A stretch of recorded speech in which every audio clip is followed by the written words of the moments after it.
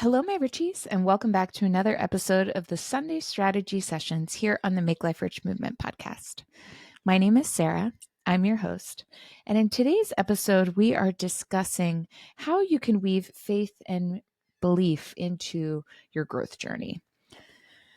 I have found myself embracing the infinite and all the possibilities that come with it since 2010, but there came a turn in my journey, namely when my father passed away almost 6 years ago on the 15th of May, that I began to find myself truly needing belief and truly needing faith in something greater than myself, because for me, it was really resting on just, the really painful hope that I'll be able to see my dad again, and the hope and belief that there is a way in which our souls can be reunited and everyone that I love when I get to wherever it is that they are. And I think there is a lot to be said about, there are distinctions between being in a dogmatic place of religion and being a person who's spiritual and has belief in a higher power, believes in God, the creator of the universe. And I've found that there aren't really a lot of people talking about these very first steps out of the new wave movements of self-help, self-growth, and transforming into a place of just blind faith, absolute trust, and belief in there being a higher power that is not only working for you, but is actively keeping those things that are working against you at bay so that you are able to flourish through the periods of self-growth that you find yourself in. But there does definitely seem to be an integration period where you can find yourself in a faith-centered place and looking for growth, but if you're not actually engaging in the steps of growth, you are kind of spinning your wheels. So I want to start by first helping you to recognize the invisible currents of life. There is an ebb and flow that we are all inextricably tied to, both as a unit and in our individuality of ourself, our soul, our oneness, what we're experiencing day to day. And in underlying patterns that you have come up in your life that are beyond coincidence, right? They go far beyond it just being like, oh, that was just like random that happened. You do find yourself in these pivotal places of just looking for more, wanting more, yearning for more, and starting to pay attention to the signs. It does help you to develop a concept of synchronicity and the meaningful connections to a higher power that do really act as the gateway drug of sorts, stepping from a place of pure ego-driven, not in a negative manner. I've come from this place as well, but leaving the place of self and I can alone control and handle and, make my life what I want it to be, and transitioning over to a place of just accepting the magic and the potentiality of a higher power, having this very elaborate plan for you that is, really shining a light on the very dim one that you have for yourself, even though you may think it grand. And helping yourself to develop awareness of reoccurring themes or messages in your life is certainly going to not only help you tap into the magic, but it's going to help you feel a sense of connection to something beyond yourself, even at this very early vanity marker of synchronicities and signs. There's also the power of suspending disbelief when you are engaging and openly seeking new possibilities. It's really easy to poo-poo on things and have skepticism, but in doing so, you're truly blocking your authentic experience and the potentiality of what the effect of that experience could be, because you are blocking it with the shade and the view of just naysaying, just negativity, rather than open and allowing whatever may be, whatever may happen to transpire and to come to you, and to allow that experience to open your mind to the possibilities of what lies beyond our current thought processes, our current systems we find ourselves in. There's also a really beautiful tool that I've at least enjoyed using, which is creating a possibility space. And in the beginning of this work, which was in 2010, I found myself in such a depressed, terrible space. And I needed to create a place for myself in my mind where I could be free from immediate judgment on myself. And, you may be in a place where you're like, well, I'm not judging myself, I'm judging others. That's okay. You're just simply judging the reflection of yourself in someone else because it's easier for you to recognize you don't like that thing they're doing in them rather than it is to, accept you don't like that thing within you that you see mirrored within them. So, whichever view you need, whether it's of self or your judgment of others, and learning to trust your intuitive knowing within this space, this possibility space that you make for yourself, is going to give you the ability to distinguish and decipher between those fear-based lacking thoughts and conversations that we have with ourselves and the beauty and openness that is full of possibility when you allow intuitive guidance to come in and to speak and to give you the downloads of things saying, you're special, you're better than that. I don't want you talking about yourself that way. Now, integrating simple practices in your day-to-day is going to help you to strengthen that intuitive muscle that reminds you that you are special, you are worthy, you are valued, you are loved. And all of that negative talk is not really getting you any closer to the person you were born and meant to be. But outside of simple practices like mindfulness, breath work, meditation, guided visualization, stretching, time in nature, deep conversations with those you love, finding evidence of larger forces at work in your personal history may bring you a bit closer to seeing the magic and the power and the beauty of the mysteriousness that is the higher power that is living and guiding all of us and living in us in a way that we may not currently find ourselves very aware to. So, in that ability to, in essence, reflect on past closed doors, times in your life where you were like, oh my gosh, I wanted this to happen so badly for me, and it didn't. Now, what did that closed door present to you in a better opportunity? There's that adage of like, it's a meme rather, not an adage. Look at that. Gosh, 2025 euphemisms. Here we go. Of a little girl standing at the feet of Jesus, and he's holding two things behind his hands. And one is a bouquet of flowers, and the other is just like one rose. And the little girl wants the hand with the one rose, but he's like, oh, let me hold out a second and see if you'll make a better decision and choose the other hand. And that is the beauty of the possibilities that lie in front of you when you allow yourself to give into the mystery and the wonder of not having it all figured out. And maybe knowing deep down inside, even if you're not ready to admit it yet, that there is a higher power that knows and has everything out there just waiting for you. There are also I would like to say very undervalued practices of identifying the hidden gifts within challenges you've experienced within your life. There are a lot of individuals that will cry, oh, why is this happening to me? And then there are a ton of individuals that are saying, why is this happening for me? And that simple mindset shift of, identifying whether or not you're looking at problems in your past life as a lesson or as a burden.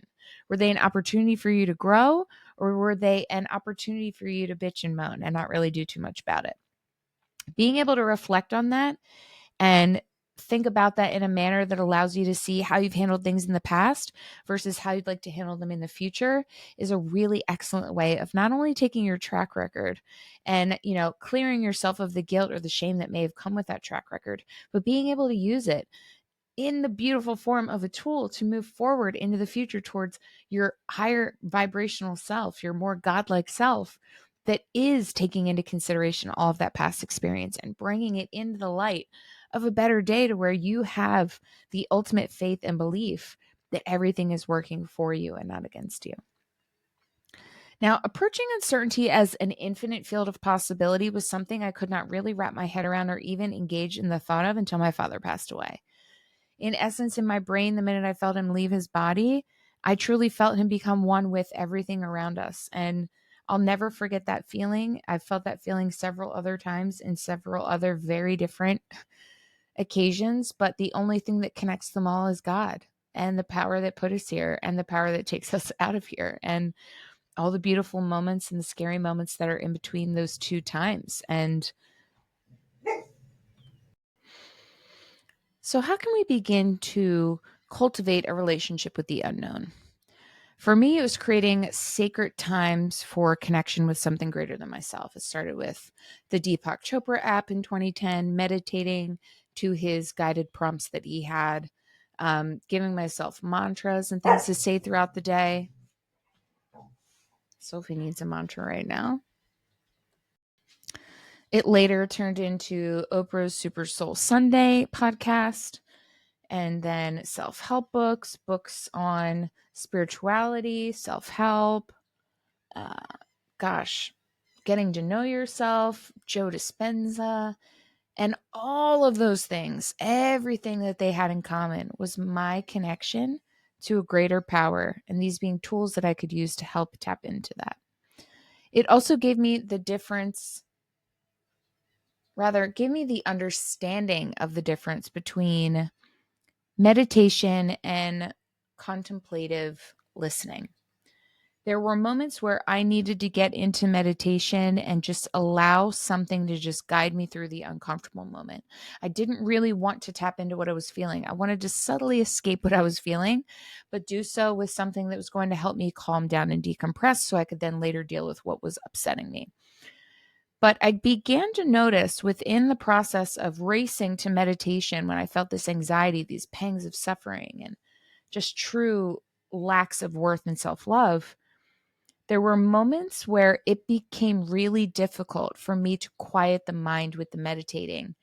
And rather than fighting it, I allowed it to simply take over and sit in the quiet space. And I would just ponder on all the thoughts being downloaded into my brain. So that contemplative listening is something you can engage in. And I personally find it to be a little bit more beneficial for me rather than just meditating quietly. It's not something I can really do. Contemplative listening also really led to me created guided visualizations for myself and mantras for myself that allowed me to tap into a bit of self-prayer. I now kind of think of it in that manner when I was in these really uncertain spaces. And in looking to create a relationship with the unknown, these moments of contemplative listening helped me to create a personal ritual that felt most authentic and meaningful to me because I ignored what the experts were saying about meditation and I leaned into what felt right for me. And that autonomy, the decision in that space of saying, you know what, I know what's best for me, began to help me in that moment start to tap into my inner knowing, which ultimately led to wondering where this inner knowing comes from. And I now know it comes from the source and connection and relationship with God, our creator. So when we are looking to surrender control without abandoning full responsibility, which is a very fine line, right? Like we can't just throw our hands up and stop doing the dishes and stop taking our vitamins and like thinking that we're going to be able to. And we can think that like, yeah, everything's just going to work out peachy keen, but you're still going to have a sink full of dirty dishes and, you know, you're still going to have like lacks in your diet if you're not taking your supplements. And finding the balance between effort and acceptance is pretty integral. And it came down to these two things for me. If it's an emotional thing, if it's something that someone else is in charge of, if it's something that is absolutely out of my hands, I now give it to God. I give it to the higher power. And I say, I'm just physically wasting energy, both emotional and physical, in worrying about this thing. I have no control over other people. I have no control over government. I have no control over natural disasters. I have no control over global warming. I have no control over the deficit or recessions or terror. You name it. We have no control. But what I do have control over is how I treat myself, how I treat others, how I move my body, what I put into my body, the effort that I put into my purposes and my passion, the way in which I speak with and interact with others. These are all things that I can be in charge of and I should be in charge of. And these are not things I should give over to just the wantonness of life and whatever happens. But those bigger things, those things we have literally no ability to change outwardly, are only things we can accept that we can change inwardly, in the form of no longer allowing them to have possession over your thoughts, feelings, and well being. In that moment of deciding and recognizing, you know what, this thing that I'm worried about here is certainly something to keep aware of casually over time, but it is not something I need to make my identity or allowed to take over my well being. It is something I need to give up. And I need to give up and I need to surrender.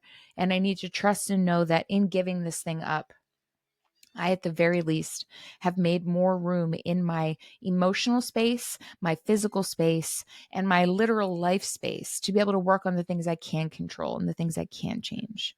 There are so many beautiful prayers and just like parables, quotes, phrases, everything that are really depicting this particular place in a person's life. But the ability to accept what you cannot change and have power over the things you can change, and the ability to know the difference, is one of those gigantic lessons in life that not only allows you to cultivate a relationship with the unknown, but gives you the ability to really integrate that mystery and wonder of the unknown to bring joy and peace to your life.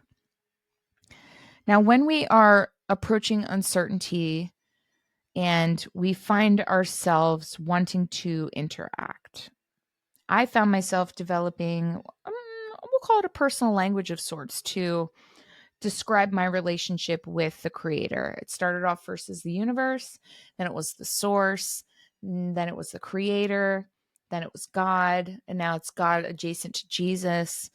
And we can call these things whatever we want, right? If you don't find yourself in a space where you believe in God, you believe in Jesus specifically with those nomenclatures and the responsibility and the connection that comes with those names. But being able to reframe the concept of not knowing and the spaciousness of that, and see the beauty and the wonder and the bounty of it.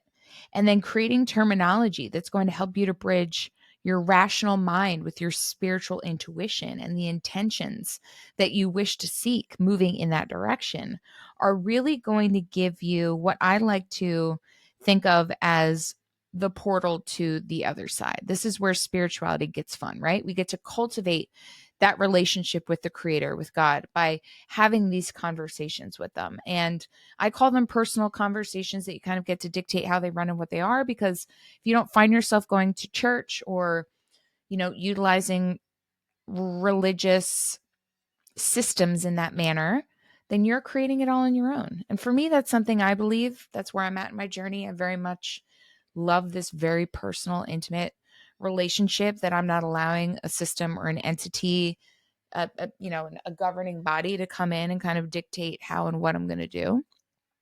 But creating this terminology that's going to help you to go from your rational brain to your spiritual brain is something that you can very easily get very comfortable with, and use it to help you align your universal principles. You can find yourself being in a space where, in now being able to understand the cyclical nature of all things, you're able to recognize and look at your past seasons of growth. You're able to harvest what was good from them. You're able to reap what wasn't and start anew with this renewal of self in your soul and in your mind and your energy.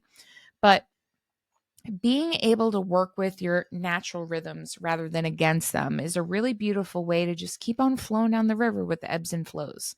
We're allowed to have triggers, but we aren't allowed to have those triggers become our personality. We have to work through them. We have to take the work in front of us with these triggers, ask what they're presenting for us to take a look at, get a little introspective on it, have a conversation with that higher power about how you don't know what to do about it, and wait and see what they say, and wait and see what feelings and emotions and thoughts come into your heart and your mind that are very likely the intuitive thing that needs to be done anyhow to get you out of this particular predicament that you find yourself in.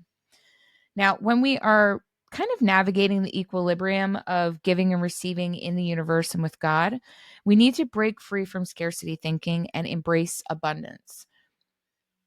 There is more bounty and wonder in this entire universe than we can ever fathom. And if you are a person that is reading scripture, we know that in the Bible, God is unmeasurable, infinite, the infinity of infinities, never ending, forever and ever. And throughout all of that never ending wonder is insane amounts of possibility for you and your life and your future. And being able to kind of harness that and to dive head first into being thankful for your shifts in perception from lack to fullness, and giving yourself the practice of advanced gratitude and thanking God for the things that are coming in your life because of the work you're doing and the efforts you're putting in and the connection and the relationship that you're establishing. Now, being able to, while aligning and identifying your deepest beliefs and becoming one with them, you have to really identify where the behavior that contradicts these stated beliefs have came from. This is where our triggers are. This is where our shadows are. This is where our inner child wounds are. And you want to give yourself small daily choices that are going to help you to demonstrate trust in a friendly universe. If you find yourself being in a place where you are triggered constantly, you don't feel safe, you don't know where you fit into this world, you have no idea what minute one in your day to the very last minute of your day is going to hold in between for you. And I think there is something to be said about these small daily choices that provide you just repeatable value, repeatable reliance, where you're like, ooh, I can trust this. It's going to come around again and again and again. For me, it's going to sound silly, but it was as simple as looking out the window and finding a bird or a tree or a flower and looking at it and saying, my gosh, how lucky am I to live in a world where this beautiful thing, this unique thing exists. And in thinking of that, I often start to wonder and then recognize that I am a unique thing that exists, and how beautiful that I get to live in this life and be a thing that exists for others to observe and experience and interact with and love. Which takes me to growing through challenges in your faith. There have been a number of moments throughout my life, absolutely before my father passed away, where I constantly questioned God. I felt so let down. I felt so alone. I felt so at war with his decisions for my father's life. And man, just navigating some really difficult spiritual droughts. That's all I can call them. Just pure disconnection from the self, from the source, from God, from my soul. And it really took me understanding that these were natural phases of deepening. My father's illness gave me such an unlocking and understanding of suffering and the absolute, amazing, incredible tool that it can be for you if you allow it to be. And I had to practice being able to jump into that spiritual connection in those moments where I felt nothing. And for me, that was trying to find the meaning in these apparent setbacks or disappointments or, feelings of suffering or sadness around my father's illness or work setbacks. Like, you name it, we're going to feel them, right? But the concept of divine redirection versus failure was incredible. And there was a phrase that came to mind in 2010 that I really latched onto pretty heavily. And it was, whatever is meant for me will not miss me. And there was such freedom in that sentence because I felt like such a failure. I felt like I wasn't valued. I wasn't worthy of anyone's love. I wasn't worthy of good things happening to me. I wasn't worthy of fame and fortune. And all the things we're tricked into believing are real and more important than the simple God-given pleasures that we have in this life. And that redirection from failure to a blessing in disguise was really what got me through one of the hardest moments in my life. And outside of dealing with my father's illness, this is a personal core thing that I went through. And it led me to asking, really unwanted questions of myself, of how I got to where I was in this place of just downright out and out rock bottom spiritual desolation. And in allowing myself to expand my faith to embrace life's dualities of the up and down, the highs and the lows, the ebb and the flow, I got to literally move beyond the simplistic good bad frameworks that we're given, that we really keep and hold and sustain from our childhood. And I was able to really take a look at and understand how the contrasts of life and the challenges that are placed before us are simply there to serve our evolution, both as an individual and as a soul.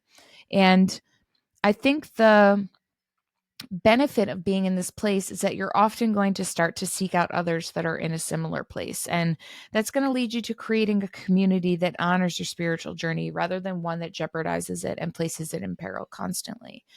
And finding those kindred spirits without requiring, identical beliefs or having a religious sect that you fall into or anything like that, the rigidity of boundaries and boxes, you're going to find that you're able to share your experiences without imposing your truth on others, because we want to share our experiences so that they can become aspirational for others and not inspirational. We want them to know that they can find this clarity, this peace in their soul, just like you can, if they start figuring out the ways in which they can begin to live a life centered around belief and faith in a higher power and the big, unwavering, unending possibilities of positivity, joy, peace, wonder, love, and beauty that lie in front of all of us every second of every day.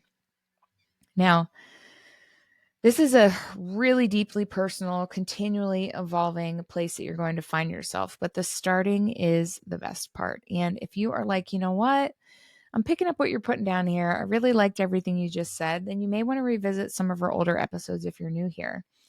And if you're not new here and you're like, you know what, I really want you to lean in more to this, or can you make a guided visualization for that? Leave me a comment in the show notes. If you're listening on Spotify, you can feel free to do so there right within the episode, down at the bottom where the comment section is. And if you are on YouTube, you can feel free to leave me a comment down below the video. And I will absolutely get to getting on bringing those resources to you. My Richies, it means so much to have your time, attention, and love. And I truly, truly enjoy every second that we spend together. I hope that this episode has been one that will help you to grow in your life, your faith, and your journey 1% ahead this week. And as always, make life rich.